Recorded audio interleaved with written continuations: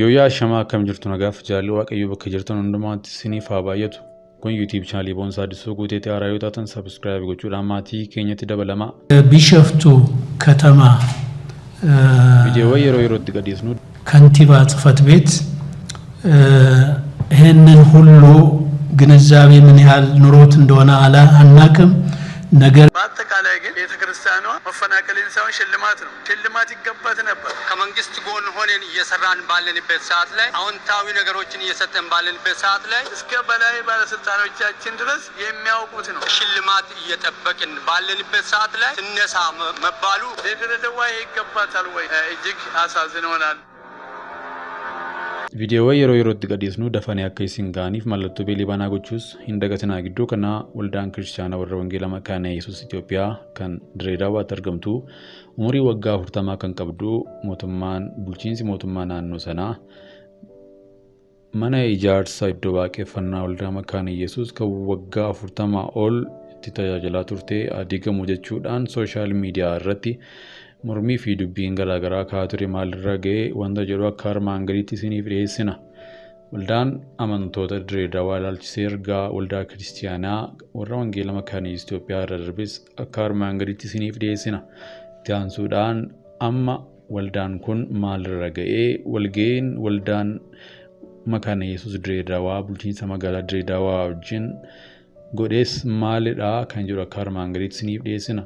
Waldaan kiristaanaa warra wangeelaa makaana Itoophiyaa waldaan amantoota Direedawaa waggaa 40 ol amantoota ishee fi hawaasa naannoo sanaaf tajaajila hunda galeessa kennaa kan turtee fi kan jirtu ta'uun ishee kan beekamu yommuu ta'u, kaabinootni magaalaa Direedawaa immoo bakka waaqeffannaa waldaa kanaatti hoteela Abbaa Urjii 5 irra ijaarra jechuudhaan waldaan amantootaa kun ji'a tokko keessatti qabiyyee ishee gadhiiftee akka irraa kaatu murtoo dabarsanii jiru. Kana irraa kan ka'e waldatti tajaajila hafuuraaf misooma gochaa jirtu fiixaan baasuudhaaf danqamaa jirti. Murtoon kun raawwatee sarbama mirga waldatti kan agarsiisuu fi bu'aa isheen buusaa turte fi buusaa jirtu ilaalcha keessa kan hin galchine ta'uu isaa irra iyyuu darbee dhimma jiraachuu fi jiraachuu dhabuu isheeti ta'uu isaa waldaan kiristaanaa beeksisuuf dirqamti. Erga gaafa waldaan amantootaa sun qabiyyee ishee irraa akka kaatuuf xalayaan nu qaqqabeetii jalqabee geggeessitoonni waldattii fi itti dhiyeenyaan kan ishee geggeessan Sinodoosiin Giddugaleessa Itoophiyaa dhimma kana irratti xiyyeeffannaa kennuudhaan hordofaa gaaffii garaagaraas qaama ilaallatuuf dhiyeessaa jirra.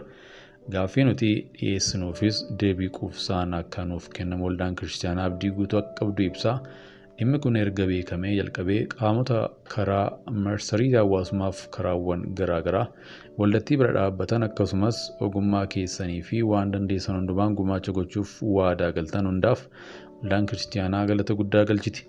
Warri murtoo kanaa waldaa kiristaanaa irratti murteessanis murtoo isaanii keessa deebi'anii akka ilaalaniif sirreessaan beeksisaa guutummaan waldaa kiristaanaa warra wangeelaatti amananii fi wantoonni keenya hundumtuu kadhannaadhaan waldatti akka deeggartan kabajaa waamicha dhiyeessina. Waaqayyo biyya keenyaa fi saba isheef nagaa kennu. Waldaa kiristaanaa warra wangeelaa makaana Yesuus Itoophiyaa irratti ergaa darbedha. Isa booda'oo waldaan kun murtoon isheen qaqqabe akkasumas ergaan bulchiinsa magaalaa Direedawaa maalidha kan jedhu odeeffannoo arganneen.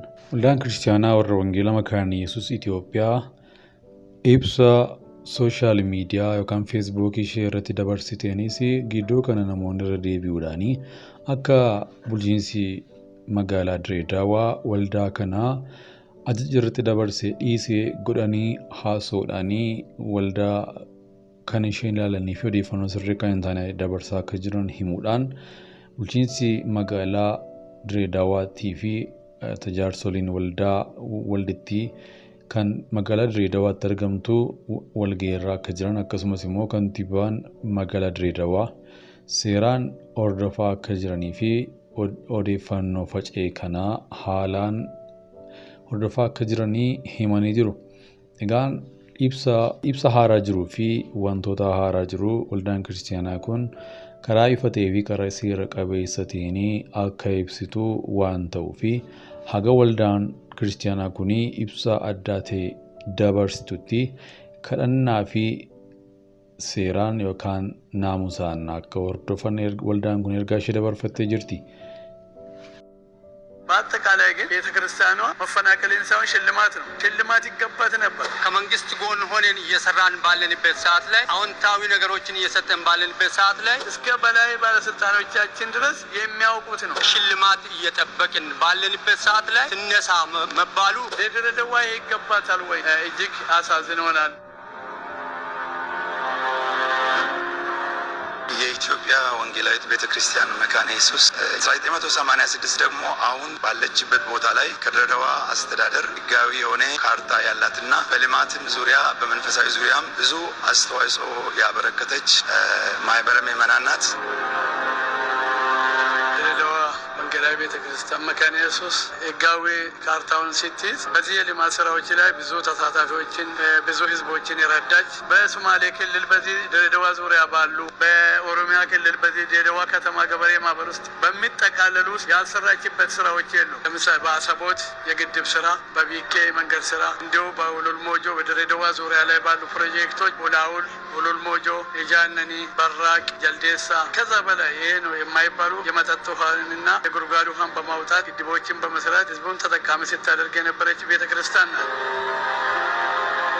በምስራቅና በምዕራብ ሐረርጌ ባሉት ወረዳዎችና ቀበሌዎች ውስጥ የመስኖ ስራን ግድብን በመስራት ለብዙዎች የስራ እድል የከፈተችና እስካሁን ድረስ እንዳሉ ማንም የሚያውቀው ነው። እንደዚሁም ደግሞ በመንፈሳዊ አቅጣጫ ዙሪያም በምስራቅና በምዕራብ ሐረርጌ በተለያዩ ከተማዎች የወንጌል ስራን በመስራት መንፈሳዊ አገልግሎት እያበረከተች የምትገኝ በተጨማሪም ደግሞ በየማህበረ ምዕመናኑ ባሉት የህፃናትን ልማት ፕሮጀክት የምታከናውን ሲሆን ይህን ስራ የምትሰራው ከመንግስት ጋር ነው። ሃይማኖት ያልገደበው ቋንቋ የማይገድበው ስራ ነው የምትሰራው። ባላት ቀበሌ በማሳወቅ የድሃ የሆኑ ሰዎችን በመጥራት ለዚህ ፕሮጀክት ተጠቃሚ እንዲሆኑ ስራ የነበረች ናት።